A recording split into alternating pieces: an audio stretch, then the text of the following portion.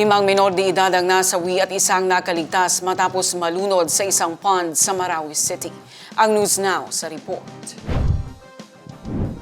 5 menor de edad ang nasawi habang isang nakaligtas sa isang insidente ng pagkalunod sa isang pond sa Phase 2 Permanent Shelter sa Barangay Panuruganan. Ayon sa otoridad, nangyari ang insidente bandang alas 11 ng umaga noong April 15, ngunit nai-report lamang sa pulisya kinabukasan, April 16, 1:30 ng hapon. Ang mga nasawi ay edad 7, 9, 10 at 11 taong gulang.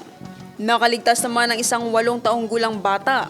Lumabas sa investigasyon na gumagamit umano ng sirang refrigerator ang batang nakaligtas bilang improvised flotation device.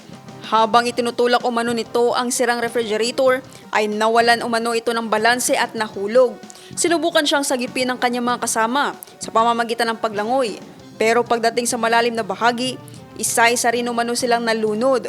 Matapos ang ilang oras na rescue at retrieval operations na isinagawa ng mga otoridad at mga residente, na-recover ang 6 na bata at agad na dinala sa Amay Pakpak Medical Center para sa agarang atensyong medikal.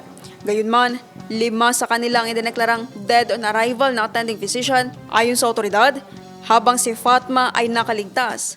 Ayon sa pamilya, inuwi na ang mga labi ng mga nasawi sa kani-kanilang lugar sa Lanao del Sur, kabilang ang Ganasi at Masyo, para sa agarang paglilibing alinsunod sa Islamic traditions.